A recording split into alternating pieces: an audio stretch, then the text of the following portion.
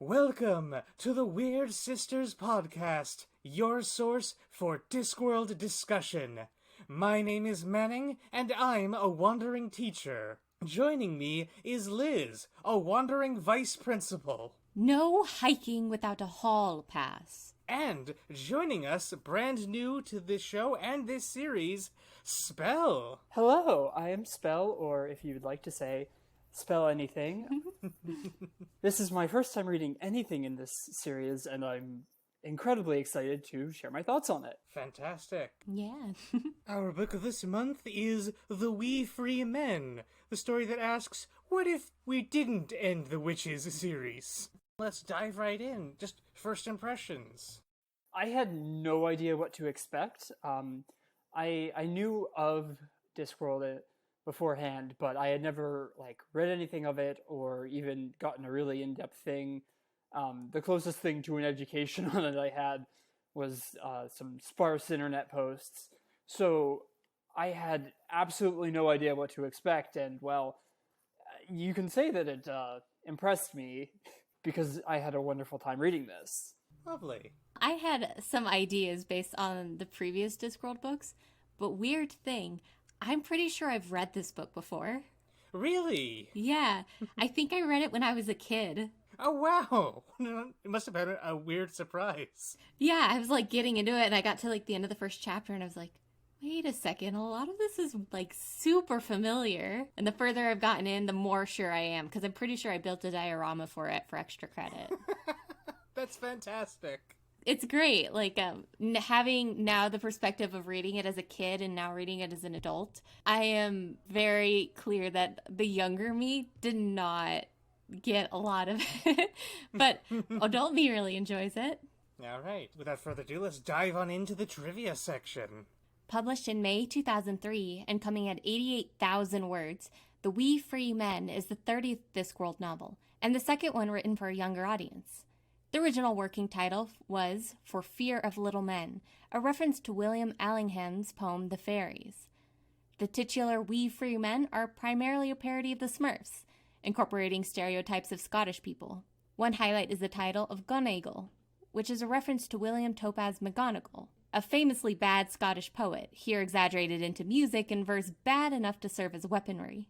The war cry of Nay King, Nay Queen, Nay Laird, Nay Master, we will nay be fooled again combines the anarchist slogan, No Gods, No Masters, with the title of the Who song, Won't Get Fooled Again. Fan consensus is that the region known as the Chalk is inspired by the Wiltshire region of England, where Terry Pratchett was born, although he denied that this was intentional. Also apparently unintentional was the use of the name Roland, which fans assumed was referencing a ballad in which a boy named Roland rescues his sister from the King of Elfland. The illustration in the Book of Fairy Tales is inspired by the painting The Fairy Feller's Masterstroke by Richard Dodd, and the last line of the book spoofs the Christian prayer Gloria Patri by removing the R from the phrase world without end, since wold is a term common in England for uncultivated hilly terrain. The We Free Men has been translated into over a dozen languages, over 100 editions, including the 2008 illustrated edition with art by Stephen Player. The audiobook, read by Stephen Briggs, lasts 7 hours and 10 minutes, with an abridged version read by Tony Robinson docking in at 3.5 hours. In 2006, Sony Pictures acquired the rights to produce a movie adaptation, signing Sam Raimi as director, but the production fell through.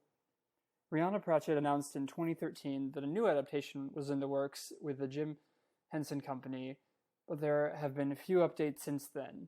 As for the book itself, among several other accolades, it won the 2004 Locus YA Award, the 2008 Geffen Award, and not counting Good Omens, it was the only Terry Pratchett novel featured on Time Magazine's 2020 list of the 100 best fantasy books of all time. Not bad. I think that's probably the most awarded we've seen from a Discworld book so far. Yeah, it's quite a pedigree. The story begins with a witch named Miss Tick, as she notices a distortion in reality, which is a pretty big deal when your reality is as flimsy as it is on the Discworld. Miss Tick realizes that the distortions are centered on a specific region known as, and largely composed of, the chalk. Whatever is causing it shouldn't be a problem, since Miss Tick deciphers that the chalk already has a resident witch. But she's also worried, because witches tend to thrive on more rocky terrain. Before we get to our main character, I want to talk about the chalk and the way that Miss Tick says you can't grow witches on soft ground. I found it fascinating in that I was also just incredibly confused. I was like, where does the magic come from? Especially, this is my first Discworld book. Where does the magic come from? Is it like, does it travel better through harder stone? Are they using ley lines? That kind of a thing. It was just a fascinating little touch that really caught my attention. I remember this is one of those details that really sticks out to me from when I was a kid, and I didn't really have like any further context for it. But now rereading the book and having the context of the Discworld at large, I think it is a really interesting world-building detail, but it feels like something that's never really specifically been mentioned, and which makes me kind of want to know, like, was this always the case? Was this a new idea? Like, I wish I had more details. Yeah, like, I'm sure someone will correct us if we're wrong, but I don't think the whole rocky terrain thing was mentioned in any previous book, many of which, Spell, have focused on other witches, but those have been primarily in a mountainy country, so it hasn't come up, basically. Fascinating. Yeah, it's like the most similar thing to, rocks and magic, and I'm going to put some air quotes around magic for the rest of the sentence, is how the druids like computer rocks and the trolls work, because those are literal rocks that are capable of doing computing. Oh yeah, just Spell, for context, on the Discworld trolls, they're basically living rocks with, like, a natural computer brain. That is really cool. Yeah. That just has me thinking about all of the ramifications of, well, the place being made of chalk. Yeah, ramifications, am I right? I'll sue myself out. But yeah, I think the rocky terrain thing, Mystic does briefly mention that, like, chalk is hungry land. It sort of eats up the magic a little bit. But ultimately, I think it's really more that just witches thrive with the kind of mental fortitude that you get from growing up in an area where life is harder, and that's more common in places with mountains and things. Yeah, I think that makes sense. We follow Miss Tick's gaze as she turns her attention towards the Witch of the Chalk, a 9-year-old girl named Tiffany Aching. She is babysitting her little brother, Wentworth, spending a quiet afternoon on the bank of the river near their family farm. But before too long, a tiny blue man comes sailing down the stream and gives Tiffany a partially comprehensible warning before she is attacked by a magical creature. It's interesting, the introduction we get to Tiffany, especially the way that she's thinking about the word susurrus, which is one of Terry Pratchett's favorite words. I also really like how we get, like, this vast difference between her and her younger brother just right off the bat, where she has this, like, complex internal monologue about the definitions of words. This other kid is screaming about how he needs to use the bathroom. Yeah. I mean, like, Wentworth is, like, I want to say 4. I think he might be 3. I think that might be mentioned somewhere in the book, but I'm not 100%. But very, very young. But it does do a really good job of setting up the differences between them, and obviously how Tiffany feels about that situation. Yeah. After looking up the creature in her family's book of fairy tales, Tiffany brings her brother back to the river and uses him as bait to lure the creature back out before smacking it away with a frying pan. This impresses several more of the little blue men hidden in the bushes, and they determine that Tiffany must be what they call the hag. This was an interesting thing. Obviously, using your little brother, your baby brother, as bait could fit certain definitions of heartless. Just a tad. Yeah, I think that's fair. I think Tiffany was clearly confident that she could handle it. Yeah, like, dealing with a monster the way that she's doing here is obviously, like, quite a feat for somebody her age to be doing. But I also think it does kind of show a bit of, kids that age do kind of tend to think they're invincible, and if they want to do something, they can just do that thing. And She got fortunate here that she was correct on that, but, that could have gone very, very differently. Yeah. Indeed. I also like it sort of like it sets up for Mystic later being like, wow, that was, some manner of awful creature. Not you'd have to be incredibly brave to do that. There's no way that's real, and then it's real and it continues to happen, if that makes any sense whatsoever. Although, we know that Mystic is currently watching Tiffany do this. She's scrying on her. Yeah.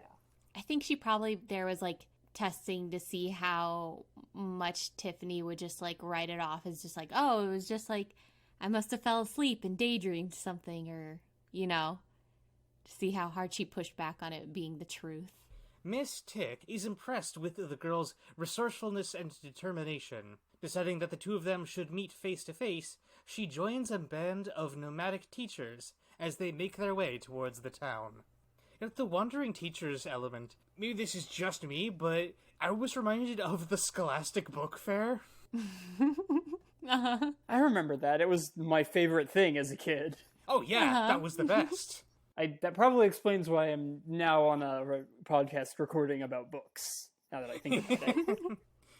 Yeah, we've got you now.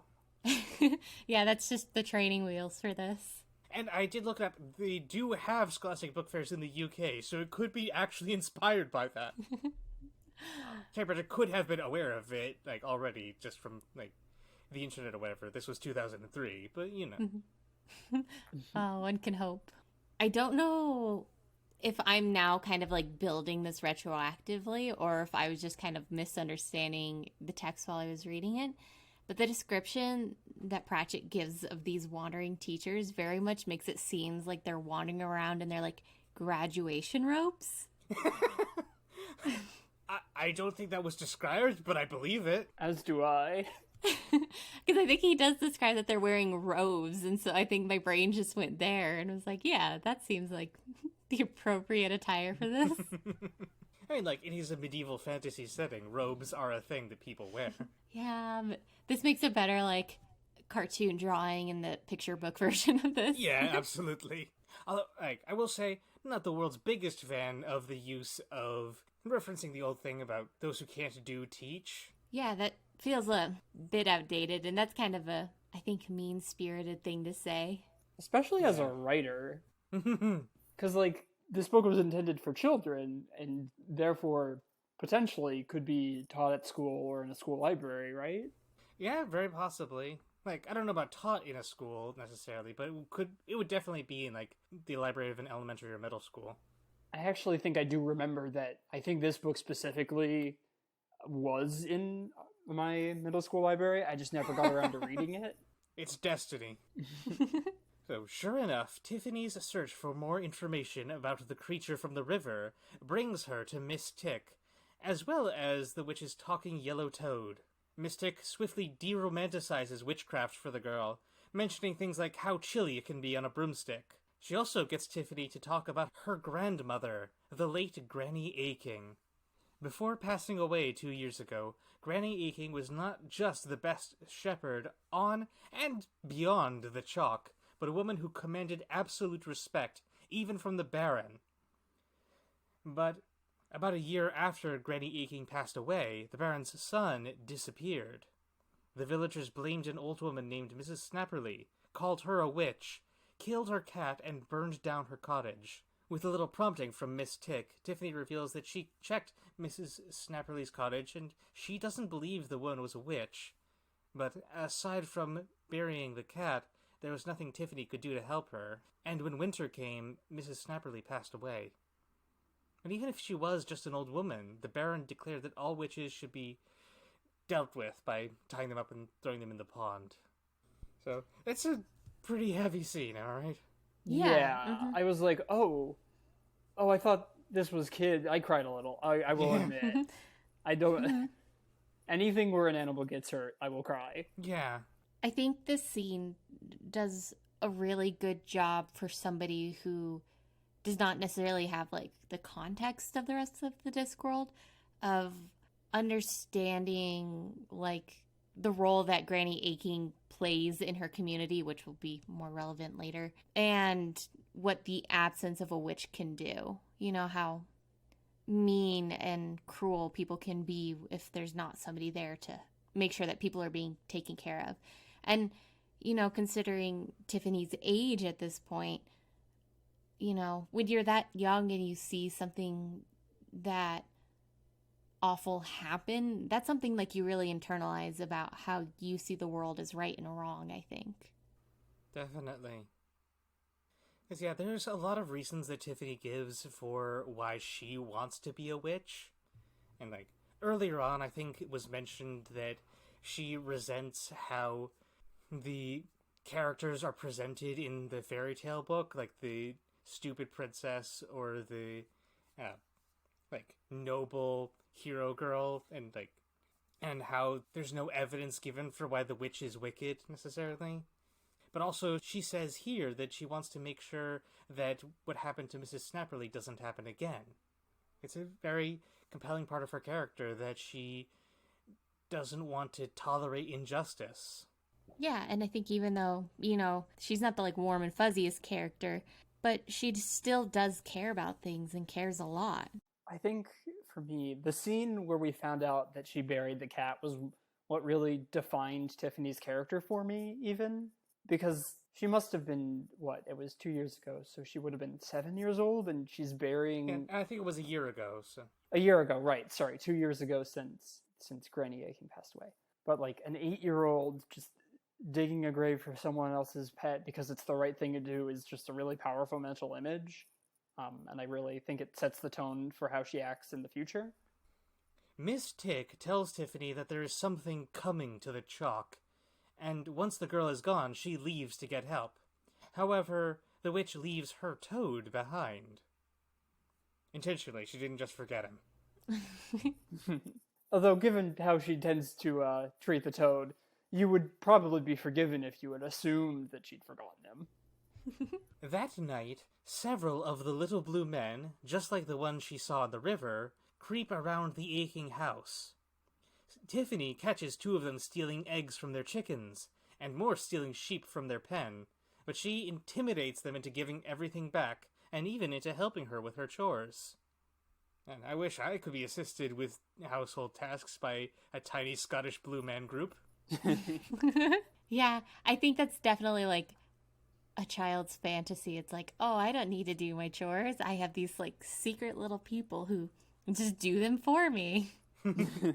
I really love the way that, like, when she returns upstairs or, like, back to the house when she should be asleep, she does a whole lying without actually lying thing, wherein she states incredibly truthfully that, like, oh, I was out going to check on, the chickens, which is true. It's just that the reasons behind it are incredibly misleading, and I love that kind of thing. Yeah, I think it's an interesting little character detail for, what Tiffany thinks is okay. So, later that day, Tiffany heads back to the village and is menaced by a headless horseman. But, acting on the advice of another blue man, she stares him down until a small army of the little men leap out of the undergrowth. The horseman vanishes and the little men scurry away. This scene is, like, pretty cool. I don't know how necessary it was. I really thought that, like, this would be some sort of recurring threat, what with the incursion and whatnot. And it kind of is. There's 3 total instances of that happening, but you're right. Yeah, I think it does a really good job of adding tension and a threat of danger, especially, like, real danger, because, a lot of kids' books tend to sidestep any potential, harm coming to the characters. But this is, like, it's very clear that Tiffany's, like, in a real spot. I do think it probably could have been condensed with the slightly later section. But I do think it's effective, if nothing else. Back in town, Tiffany finds the toad, who tells her that the blue men are called the Knack McFeagle. He also explains back at her house that the magical creatures are coming from a different universe, one that is colliding with that of the Discworld. As she gets this revelation, Tiffany's mother bursts into the room, because Wentworth has gone missing.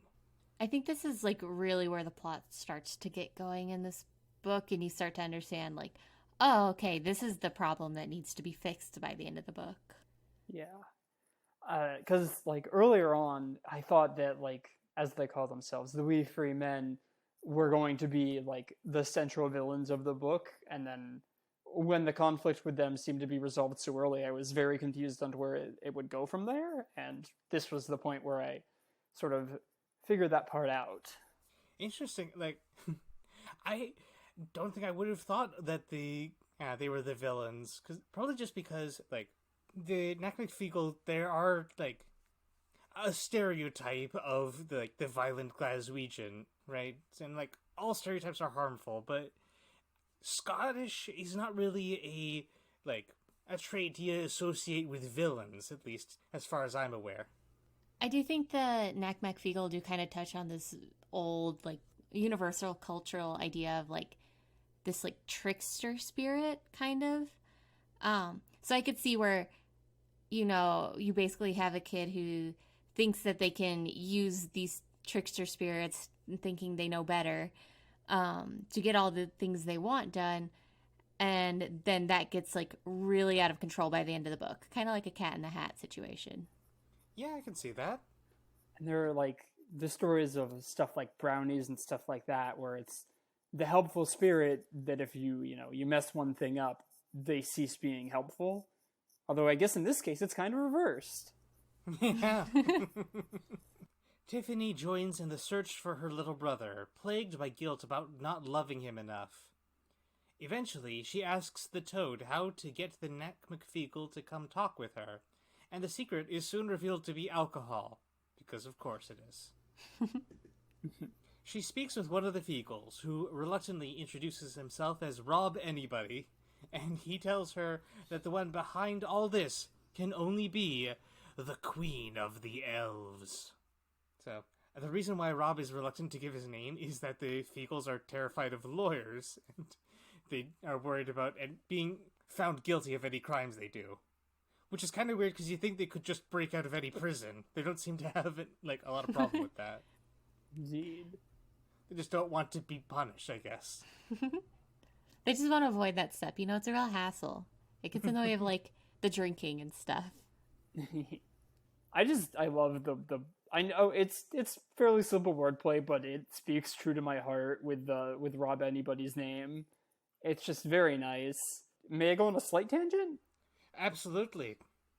Okay, it reminds me of in one of the first tabletop experiences that I played. One of my players was a goblin named Scam Likely, and it just really reminded me of that.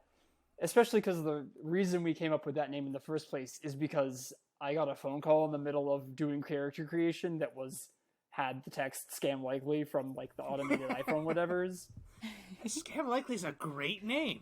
Uh-huh. It is just a really good name, and it reminded me of that. So, when the concept of the Queen of the Elves was introduced, Spell, what did you think about it? I got scared because, Fey royalty. I read the old stories, and the old stories generally, when you get, taken by Fey royalty, it doesn't end well. No, it does not. So I really had no idea what to expect, especially given, like, I had no idea what the tone was going to be. Especially because I'm not, again, first novel in this series, and then it's also one of the ones specifically for kids. So I had no idea will this have a happy ending? Is Tiffany gonna get hurt? Yeah. Mm-hmm. The Fairy Queen is a rare instance of the Discworld having a recurring villain. So, Liz, what did you think of her return? I was definitely very intrigued on how many similarities we were going to get to see between that version of her and this version of her. And, well, I think at the core, especially how Pratchett views, like, the fairy magic is very much the same. But it feels like this is definitely kind of a simplified version of her personality. Well, now I'm just excited to see if we'll meet her again. I'm saying nothing. Plausible deniability. The elves are slightly different in this version than they were in Lords and Ladies. For one thing, there were a lot more of them in that book, because that was more about almost an alien invasion story, whereas this is, I think, a more traditional fairy tale setup. Mm-hmm. It's interesting that you say that, because when Mystics started warning of an incursion, I thought we'd get something more in the veins of, like, an alien invasion story. Yeah, I could definitely see why, and we kind of do, because, Spell, you've heard of parallel universes, right? Yep. Are these orthogonal? These are parasite universes. Ah, I see. But also great use of orthogonal there. Love it. Thank you. Two of the Feegle carry Tiffany to their home in an ancient burial mound to meet the Kelda, the matriarch of the clan. Along the way, they're attacked by a pack of gravehounds. But Tiffany turns their magical anatomy against them by baiting the hounds into a patch of more stable reality. Hey kids, time for the lesson of the day! Sing along at home. Don't jump around if your teeth are razor blades. It's good advice. Yeah. One we can all take home. That's one to grow on. This is definitely like a bit of a gruesome little scene in this book. Yeah. Like, yikes. Indeed. Maybe it's because the gravehounds feel so much more, like, monstrous to me than the idea of a headless horseman. I think this works much better at establishing, like, dream, nightmare, danger kind of thing that this book is going for. Mm-hmm. Although I think it's probably worth pointing out that all three of these entities are, like, known mythic figures, especially in the British Isles. Mm-hmm. Which is interesting, because the Headless Horseman is actually from the United States, Sleepy Hollow, New York. Right, yeah. Mm-hmm. I forgot about that. Good on you for catching me. You can stop typing that YouTube comment now. But hey, that just means more engagement. Indeed. Yeah. Boost the numbers. And maybe it's because of where I've been at lately. I've been reading a lot of stuff that has just, like, hints of kind of, like, eldritch unknowable horrors in them, that the gravehounds feel like it's like the thing that was once a deer kind of horror, where it's familiar but it's just slightly wrong in a horrifying way. Mm-hmm. Indeed. Soon after Tiffany arrives at the Feagle's home, she learns about Feagle life and how they've been protecting the sheep in her grandmother's memory, before she's brought to meet with the Kelda, mother to most of the clan. The Kelda is about to pass away, which, for the Feagles, isn't so bad. They believe that the Discworld is their Valhalla, so when one of them dies here, it just means they have to go back to the land of the living. But before the Kelda can go, she makes Tiffany the temporary new Kelda of the clan, and charges her with keeping them safe, which irritates the Kelda's daughter, Fionn, but the old Feagle insists. Definitely, like, really making clear that the Feagles are the Smurfs. It's just like lots of boys and one daughter. Mm-hmm. I'm so sad that I just straight up did not pick up on that. The one thing about the Discworld books is there's usually so many, like, pop culture references in them that I think it's very, very normal if you just miss, like, a whole handful. Yeah. Also, when was the last time the Smurfs were relevant? I don't know. I don't think it was during my lifetime. They did have, like, live-action movies come out in the 21st century, definitely. I think after 2010, but, like, I could not tell you a single thing about them. Yeah. Indeed. I wonder if you can melt the Feagles down into gold. Can you do that with the Smurfs? Yeah. Yeah. That was the thing with the villain of that series, who I want to say was named Gargamel or something. He wanted to capture the Smurfs to turn them into gold. Okay. That was a weird show. Yeah. I have not seen it, but just that premise is weird. Everything I learn about the Smurfs makes me realize how little I know about the Smurfs. Around this time, Tiffany also thinks about a gift that she gave to Granny Aching, a porcelain figurine of a shepherdess with an elaborate, impractical outfit. Tiffany feels guilty about that gift because it's almost the opposite of what a real shepherd is like, and she worries that her granny saw it as an insult. Tiffany also thinks a bit about the Jolly Sailor tobacco that Granny Aching enjoyed, and how its label fueled her imagination about the sea. This was kind of an important piece of world building to me, because let me know that there were oceans in this place. Which I was like, this seems fairly pastoral. Does it go on forever?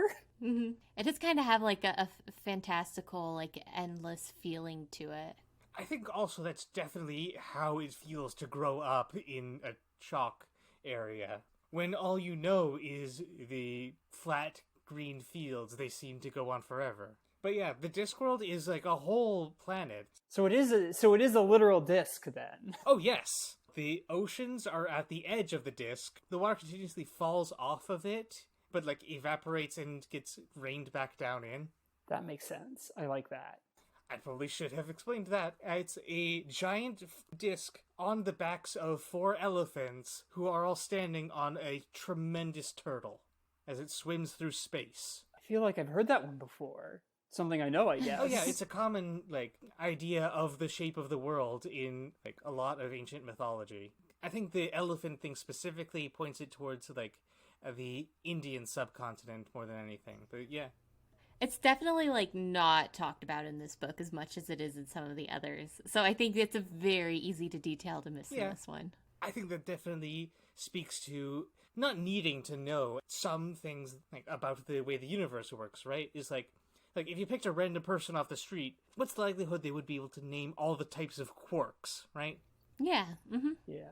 Whether the planet is flat or round, like it will not really affect life for working class people on it, more or less. Mm-hmm. Indeed. Yeah, especially for a 9-year-old child. And especially with the quality of education we saw earlier. Yeah. Maybe this is a little real. And I think a lot of this has to do with the point I am at in my life right now where, you know, I'm hitting a point where grandparents are passing away. And I very much get how much Tiffany has this regret and this like pain that's attached to Granny Aching about this interaction that she thought was very, very innocent at the time. And, you know, especially considering that she feels like she hasn't really mourned for Granny Aching yet because just the world continued on. And that's just like a very real thing for a child to be going through, especially when, you know, you're still learning about life and then death is introduced. And, you know, I appreciate that this book goes there with that. I appreciate that it's willing to talk about how Tiffany's dealing with losing somebody who's obviously so important to her, but also how their relationship was, by most people's standards, strange. There's a part in here where the Feegle laws mean that Tiffany, as the new Kelda, has to pick one of the Feegles to marry, but she figures out a way around that by setting the date at basically the end of time. It's good a loophole. Yeah. I'm glad that she figured a way out around it. It's another instance of her cunning and ingenuity. But also just like, why even bring up the prospect of, like, her getting married? She's 9. Yeah. Mm-hmm. Yeah. Yeah, it kind of feels like it was just a situation for us to try to see that, you know, Tiffany's smarter than the average bear. I don't know if it necessarily needed to be, like, child marriage, but, you know. The whole bit with the Kelda and the, like, rites of passage stuff, it feels like a slightly unnecessary digression to me. I would agree with that a bit, but I did enjoy it. Mm-hmm. It did serve a purpose in the narrative. It like gave her a conflict to resolve more quickly than the greater one, so we could see her like competence and the general attitude that serves her well the rest of the story. Yeah, I think it's got a bit of like good world building detail and a bit of like good character detail in there, but because it kind of feels like her interactions with Fiona are never resolved, it feels a little out of place because it feels like it's set up to be way more important than it is. Now it's time for Tiffany to find her way to Fairyland. The Toad doesn't know how to get there, and the Feegles won't explain how to do it. and she has to earn respect as both the Kelda and the Witch of the Chalk. As she figures it out, the Feagles also explain that they used to live in the Fey realm and would plunder other worlds for the Queen, but they rejected her rule and also were kicked out for being drunk and disorderly. And now they live in a couple universes, primarily the Discworld. It is kind of fun that they were kicked out of Fairyland. It was. Just too mischievous to deal with. It's like, it'll be somebody else's problem. Through clear thinking and determination, Tiffany finds the way into the Fey realm, a cold, monochromatic place where the textures load slowly. The Fairy Queen needs to upgrade her graphics card. Mm-hmm. It's very like Silent Hill. It was really interesting because that is like, even with, the scary fair folk, it wasn't what I expected for a fairy world to look like. I was expecting, colors that are so captivating that they could be an actual prison or that sort of a thing. Yeah, I could definitely see that. I think that there's like some things along those lines in other books. Also, like, you think I was joking about the textures not loading in. No, Terry Pratchett was like a fan of video games. Oh. One of his most famous non-Discworld quotes is about Doom. It is so weird to think about that the author of this has played Doom. Oh yeah, no, he probably took breaks writing this book to play Doom. Wow. I swear I'm not kidding. Yeah, because it's Terry Pratchett, right, who wrote, his computer setup was he had 4 monitors, right? 6. 6 monitors, that's so many. I know, right? Like, he better have like a dedicated dupe machine if he's got that many monitors going. But yeah, that quote I was talking about is, for centuries, humans have tried to ward off demons through things like prayer and fasting and ritual cleansing. Until the 90s, nobody tried a double-barreled shotgun, and it seems to work better than anything else. Yeah, there's a little detail later about the Queen and the King's relationship.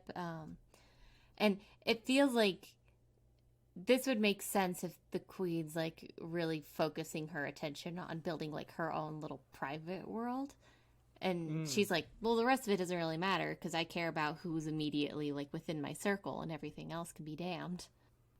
Hi, folks. So, right about here, Spell had a technical issue, so Liz and I finished the conversation, and Spell recorded some extra bits that I'll probably edit in. So thank you for your patience.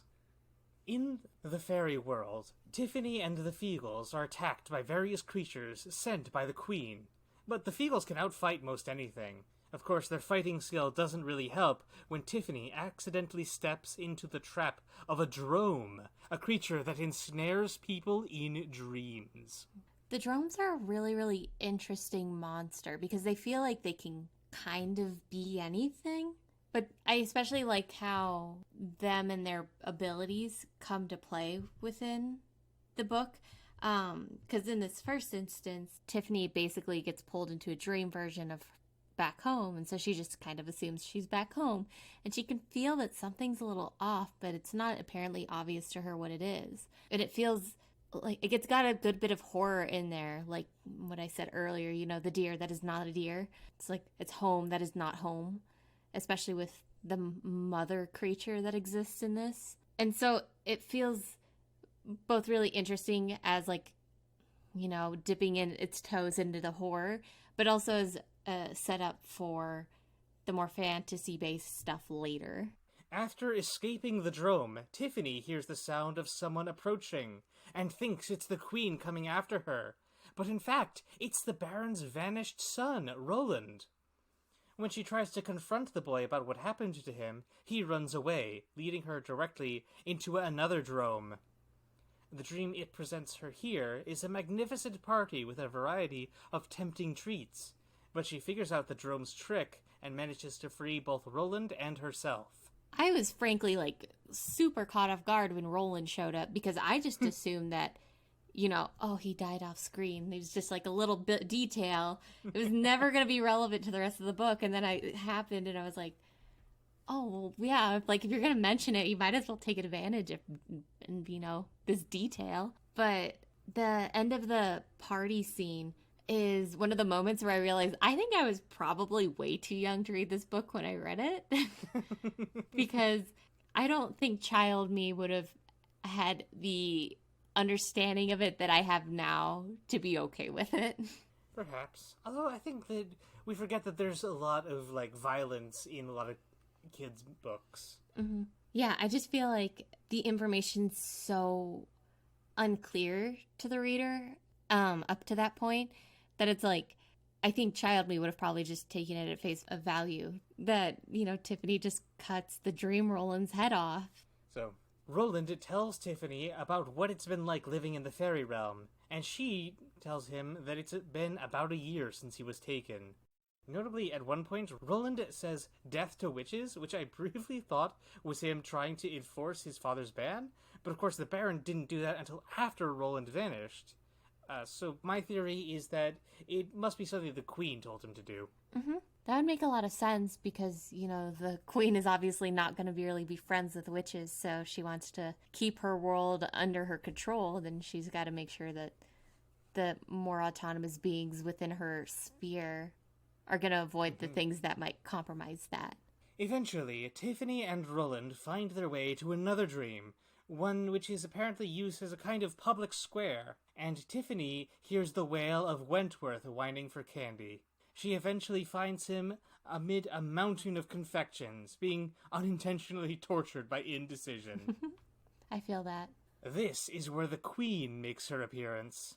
She is extremely polite and condescending to Tiffany, entrancing the young witch with cordiality and glamour, until Tiffany realizes what's happening, and antagonizes the Queen until she loses concentration, before smacking her with the frying pan. She grabs Wentworth and starts to flee, but then realizes that the Queen has trapped the Feagles, and she gets Roland to free them. I think the scene does a really good job at showing how, intelligent and witch-like that Tiffany really is, because Tiffany's never really been around other witches and as explicitly as some of the other characters have been in the Discworld books. But here, she's like, you could change the names and say that this is a younger Granny Weatherwax, and I don't think anybody would disbelieve you. Yeah, you're not wrong. Also, I've been listening to a fair amount of the Tolkien Professor podcast, and he talks occasionally about condescension and how it's not presented as inherently bad in those books. When someone of a higher class condescends to someone lower in Tolkien's work, as well as in the folk tales that Tolkien was drawing from, it's an act of humility and charity, basically. That's not how Pratchett presents it here. Yeah, I think that shows a very intentional shift in how that understanding probably worked. That hey, just because you think you're smarter or, more well off than somebody else, you probably shouldn't talk to them like that. It's not a great move. Yeah. And I think especially in a book for children, that's going to be something a lot of kids can really relate to because most kids are talked down to by adults. Yeah, that's a good point. So, the Feagles fight off the other elves and dream creatures, and Roland gets knocked unconscious. The Queen vanishes, but soon sends a host of nightmares to attack the humans and Feagles. But Tiffany directs the wee men toward another drome and wills it to put them into one of her dreams, specifically one inspired by the packets of Jolly Sailor tobacco. Yeah, this is a really ingenious solution for Tiffany to come across. And it feels, there's the narrative role of threes, that things in threes just have a nice rhythm to them. And so the first instance of getting stuck in the drome, it's her at home and it's very horrific. And then they're they're at the party? Yes. Okay. Although the rule of threes is kind of messed up because the town square thing is also a drome dream. Yeah. And it's just kind of building off of that. So you have these this set of three where Tiffany does not necessarily have agency in any of those situations. And then she breaks it and she figures out how to use the situation to her advantage. Definitely. They navigate the dream the way Tiffany always does, by making their way to the lighthouse. But the Queen assaults them again by twisting the dreamscape. Tiffany gives Wentworth to the Feagles and manages to rescue Roland, emerging back in the real world. But the Queen is waiting for her, and she collapses the doorway back to Fairyland. At this point, Tiffany's kind of having a minor crisis inside where she's kind of wondering if she did the right thing. And even if, she did the right thing by saving Roland instead of dying trying to save Wentworth, other people are not going to necessarily see that as the right thing. Like, her parents are still going to be devastated either way. And it's a real, emotional moment. And, it landed very well. Great job. The Queen returns to her glamorous condescension, explaining how it's not really Tiffany's fault that she's so selfish and heartless, and also revealing that she and the rest of the elves are coming to live on the chalk, which Tiffany realizes will kill the land. She responds by connecting to the very heart of the region and to the memory of her grandmother, who appears to her wearing the same ridiculous ornamental dress as on the figurine. Yeah, there's not a lot of words here to say explicitly, what this means for Tiffany, but I appreciate the bit of closure that I'm sure it gives her. Even after Granny Aching's spirit drives out the rest of Fairyland, the Queen is still here, until the Feagles arrive, with Wentworth safe in tow. The Queen attempts to thwart them by conjuring a number of lawyers, but the Toad steps up to act as their defense, having been a lawyer himself before helping a princess sue her fairy godmother. This gives me, the biggest Shrek vibes. You're not wrong. Yeah, it's just, throwing it out there. In the end, it comes down to just Tiffany and the Queen. While the Queen has mastered the power of dreams, Tiffany realizes her own connection to the waking world and overpowers the Queen through sheer force of reality. I like how the magic works here on Tiffany's part because, she very obviously doesn't have any explicit magical training. And so it's just kind of an unknowable power. It's not very well described. It's just a thing she feels and puts out there. As the Feagles depart to spend some of the gold they plundered from the dream world, Tiffany spots a number of shapes flying in from the mountains. These turn out to be Miss Tick, along with Nanny Ogg and Granny Weatherwax, two highly respected witches. The three of them give Tiffany acknowledgement and respect for defeating the Queen on her own, along with some tips and explanations about being a witch, and a special gift. Since witches need a pointy hat, but wearing one in the village would be trouble, Granny makes Tiffany a hat that is invisible and intangible, but nonetheless serves as a badge of office as the official witch of the chalk. Yeah, this is a sweet little moment, and it feels like a good setup for, the world around Tiffany to change. After the other witches depart, Tiffany's father finds her along with Roland and Wentworth. She lets the Baron figure out an explanation that makes sense to him. The Queen was some mad woman who kidnapped the three children, and clearly his son rescued the younger two. When Roland visits Tiffany a few days later, he says that he tried to explain what really happened, but she says it doesn't really matter so long as he remembers to be a good Baron when he grows up, because this is her land. So that was The Wee Free Men. What did you think? This book is a lot of fun, and I think especially for a younger audience, it serves as a really good introduction to the Discworld because you don't need to necessarily know all the references in order to get it. Everybody and everything feels very fleshed out and independent as it stands to this book. I do think that the way that Roland acts at the end, it made him a lot less of a wiener. Mm-hmm. Or at least a little bit more nuanced, because he says they did try to explain what actually happened. But also he's a little nervous about Tiffany actually getting anyone to believe the truth, because he kind of likes being the hero. Yeah, and we don't necessarily get a whole lot of time with Roland, so he doesn't necessarily get a real arc throughout the book. But I do feel like there was potential there for him to at least grow from how we see his father into being more understanding of the people under his purview. Even his father did understand a lot, because you'll recall there was a scene where Roland's father had a prized dog that killed a sheep, and the law of the land is that a dog who kills a sheep is put to death. But Granny Aching manages to save the dog by putting him in a room with a lamb and the lamb's mom. So when the dog tried to attack the lamb, the mom just beat the dog up. Mm-hmm. And that, I think, reminded the Baron as well that, the people of this land are not entirely passive. He may think of them as sheep, but, even sheep will fight for their families and for what they have. Yeah, I think you're totally there. I think part of it is, it kind of seems like with the Baron and Granny Aching serves to kind of keep him in check. And because she's now gone by the time the book happens, he is starting to kind of grow back into his old ways. A little bit, yeah. He's rudderless without the guiding force of an official witch. Yeah. Well, it makes a lot of sense from how the Discworld portrays witches for Tiffany to, do the work without the reward. It does kind of feel like maybe the reward of Roland knowing would have been a nice plus. I mean, Roland does know. Yeah, I guess being more upfront about that to her and less defensive, and trying to protect himself. Yeah, so some other thoughts. Question for you. Is this book a Harry Potter parody? Just acknowledging the elephant in the room.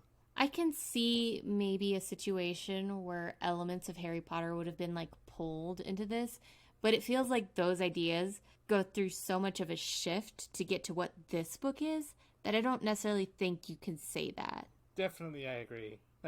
Beyond how Tiffany imagines a magic school, there's basically no parallels to the series. That said, the first Harry Potter book came out 6 years before this one, so it's almost certain that the series was the impetus behind writing this story. I don't know if it was Terry Pratchett himself or his publisher was hey, stories about young people learning magic are popular, so we could get several dumpsters full of money. Yeah. At the same time, I don't really get the sense this was a cash grab on Terry Pratchett's part. There's just so many differences, like you said.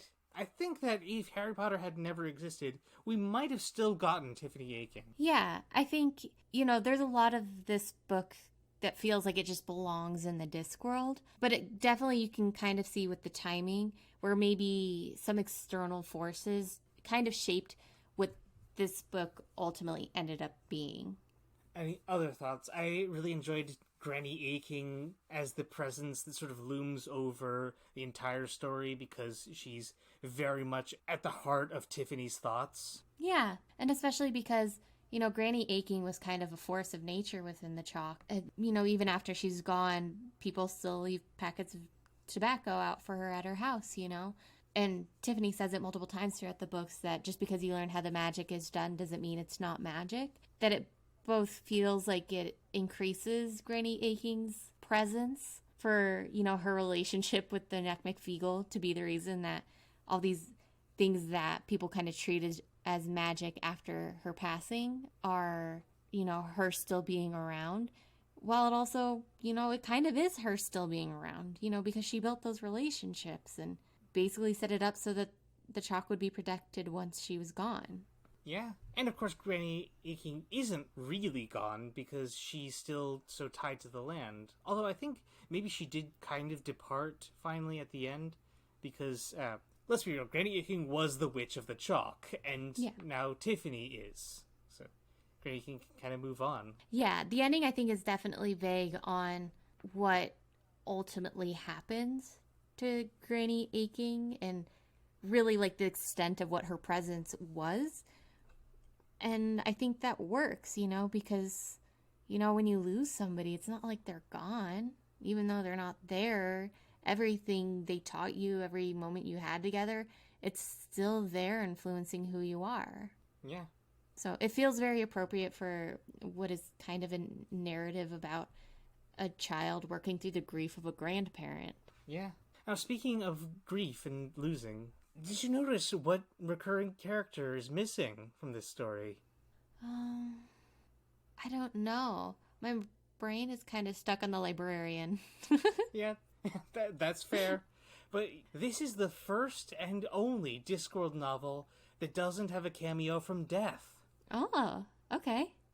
I guess that makes sense. You know, he's a bit of a harder one to explain because, like, in the other Discworld books, you can just put the font in or whatever, and people know, oh, it's Death, and this is why Death is here. But this one, I think you probably might need to provide a little bit more context for that. Yeah, perhaps. Although I think if Death had made an appearance, he might have shown up near the end when Granny Aching departs and, like, talk with Tiffany a little bit about her presence in the chalk. Yeah. As just, like, her still being alive and with her. Yeah, I think that would make sense. Or perhaps, like, she could have met him when she found Granny Aching's body. Because it was mentioned that Tiffany was the one who discovered Granny when she had passed. Yeah, like she just sees this individual, but she doesn't, like, fully comprehend. Yeah. That's interesting. I hadn't, like, really picked up on it while reading, but, like, looking back, that's really interesting. Yeah, it is harder to notice the absence of something than its presence, right? Yeah. Hey, we touched on it a little bit, but I enjoy how when Granny Aching appeared to Tiffany, she was wearing the dress from the figurine to demonstrate that she did love that figurine because she loved Tiffany. Yeah, yeah, it's this very, like, subtle, unspoken thing, but, you know, you can tell that it means a lot. I just enjoyed the image of just, like, a tough old lady wearing the frilly blue outfit.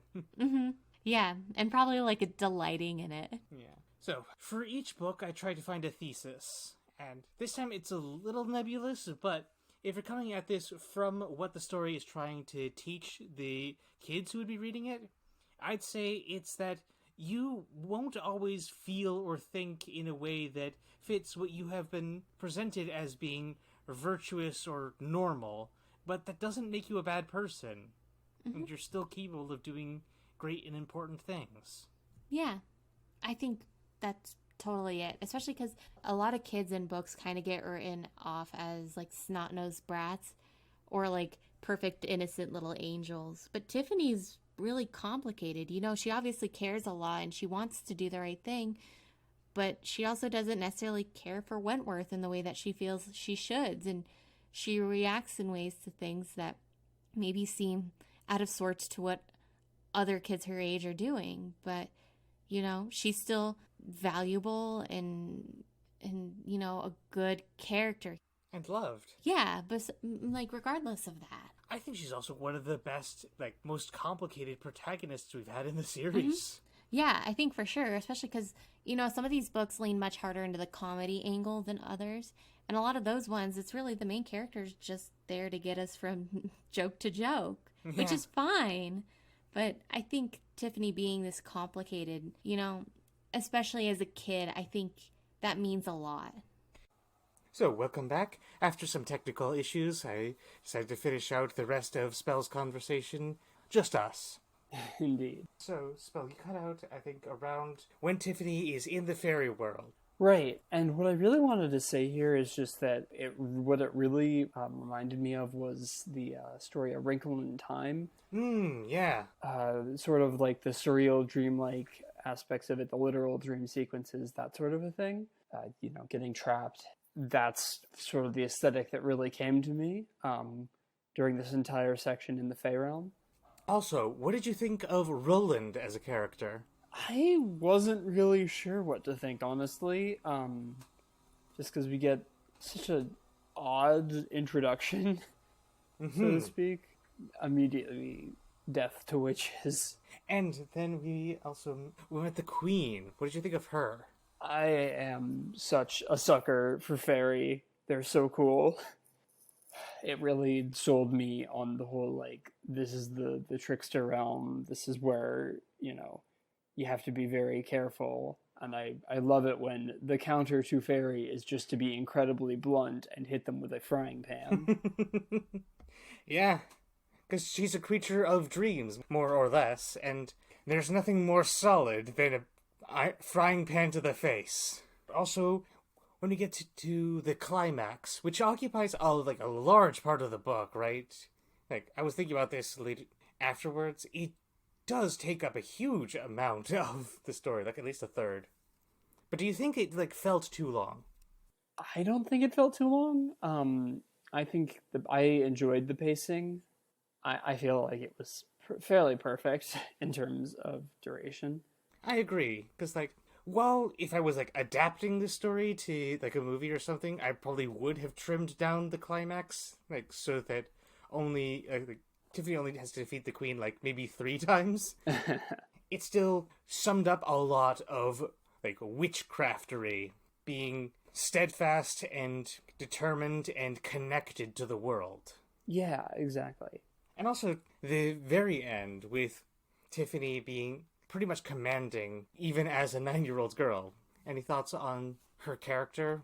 I just think it was really cool. You know, you've got this child who is very much not acting like a child, which is, I really enjoy the trope where like everything is revolving around like this one hyper competent child, and I'm such a sucker for that.